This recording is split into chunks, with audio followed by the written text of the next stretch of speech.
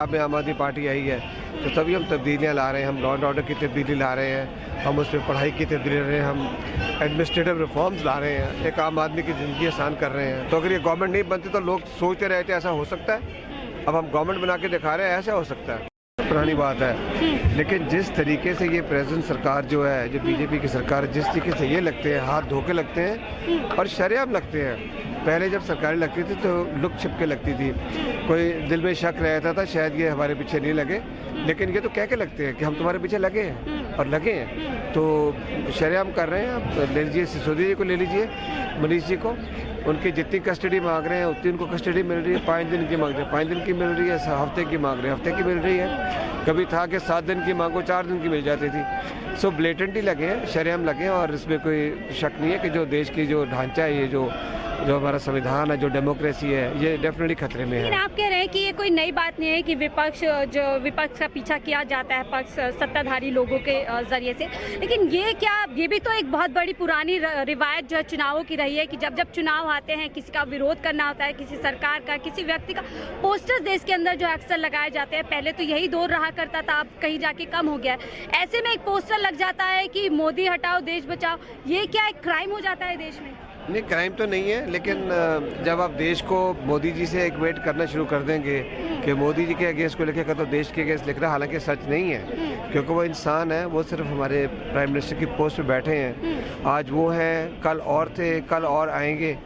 तो ये तो एक पोस्ट है जो हिलती रहती है, जहाँ लोग आते जाते रहते हैं। लेकिन अगर आप एक व्यक्ति को, एक व्यक्ति विशेष को देश से जोड़ देते हैं और कहते हैं इसकी बेइज्जती, देश की बेइज्जती, गलत है, ये गलत बात है, ये गलत लाइन पे चल गए हैं और इस बात का खंडन होना चाहिए। इस बात का हम विरोध करते हैं कि किसी के अगेंस्ट किसी ने पोस्टर लगाए हैं। हालांकि ऐसे ब्लेटेंट पोस्टर लगाने का काम नहीं है, वर्ड टू बहुत बात होनी चाहिए, दीवारें गंदी नहीं हमें करनी चाहिए। लेकिन अगर लग गए तो ऐसा क्या गुनाह आ गया कि आप उसको 136 FIR हो जाती है। देशद्रोही कहना है इस काम के लिए, तो मैं तो करूँ बिल्कुल गलत है, 100% गलत है। लेकिन कहीं ना कहीं आम आदमी पार्टी की भी तो कमी रही। अगर पोस्टर लगा रहे हैं, किसी का विरोध कर रहे हैं, किसी को नापसंद कर रहे हैं, तो खुल के सामने आइए, न से छिपा छिपी क्यों कि नाम ही नहीं लिखते पोस्टर में। नहीं, मैं तो कौन कर, आपको किसने कह दिया आम आदमी पार्टी ने लगाया?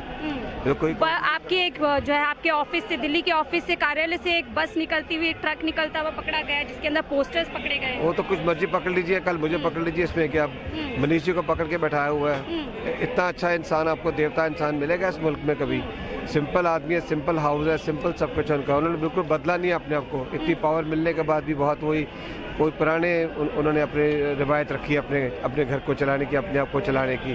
तो उनको अगर आप पकड़ सकते हो तो फिर किसी को भी पकड़ सकते हो, किसी पे इल्ज़ाम लगा सकते हो। इल्ज़ाम लगाना कितना आसान काम है। मैं लगाया तो आप इल्ज़ाम में क्या रखा है? अब किसी को कहते हो तेरा पकड़ा गया, तेरा ट्रक पकड़ गया, तेरे बंदे पकड़े गए, जो मर्जी पकड़ लो। इतनी बड़ी सरकार है, ED है, CBI है, जिसको मर्जी पकड़ लेंगे। उधर राहुल गांधी जी विदेशी यात्रा पे जाते हैं, एक बयान दे देते हैं, उनकी माफ़ी के जो यहाँ पे नारे संसद में लगते हैं कि माफ़ी मांगे।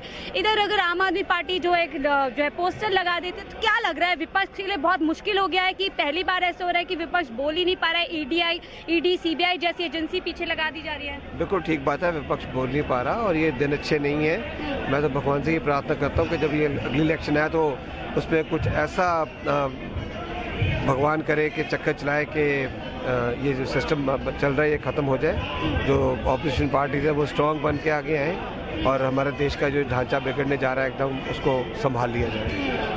2024 की तैयारी में भी आप लोग लगे हुए हैं, G8 ग्रुप बनाया गया है जिसकी पूरी कोशिश है कि आप लोग जो है इकट्ठा होकर सरकार के विरोध जो है पूरा एक जो है तरीके से जो है सरकार के खिलाफ धरना खोलेंगे कि 2024 में आप लोगों की राह आसान हो जाए। अगर आप सरकार नहीं बनाते ना तो फिर आप कुछ नहीं कर सकते, तो गवर्नमेंट बनानी लाजमी होती है, तभी आप चेंज ला सकते। जैसे पंजाब में आम आदमी पार्टी आई है तो तभी हम तब्दीलियाँ ला रहे हैं, हम लॉ एंड ऑर्डर की तब्दीली ला रहे हैं, हम उसमें पढ़ाई की तब्दीली ला रहे हैं, हम एडमिनिस्ट्रेटिव रिफॉर्म्स ला रहे हैं, एक आम आदमी की ज़िंदगी आसान कर रहे हैं। तो अगर ये गवर्नमेंट नहीं बनती तो लोग सोचते रहते ऐसा हो सकता है, अब हम गवर्नमेंट बना के दिखा रहे हैं ऐसा हो सकता है। तो ये हम करना चाहते हैं एक नेशनल लेवल पे भी। फिर आप लोगों पे एक बड़ा आरोप भी बार बार लगता है कि आप लोग विक्टिम कार्ड प्ले करते हैं, जब देखिए छोटे मोटे मुद्दे पे सड़कों पे आ जाते हैं।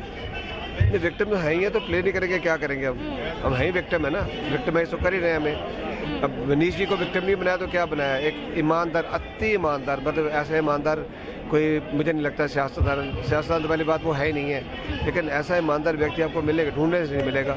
आपने उन पर क्या क्या यूजलेस से आरोप लगा दिए, तो है तो बात गलत है बिल्कुल। तो आरोपों में कोई बुनियाद नहीं है, आप ये कह रहे हैं पूरी तरीके से खाली? टोटली बेबुनियाद है, 100% बेबुनियाद है। मनीषी ने कभी एक छोटा पैसा नहीं किसी से लेके खाया होगा, एक भी नहीं खाया होगा, जेब से दिया होगा, लिया कुछ नहीं होगा।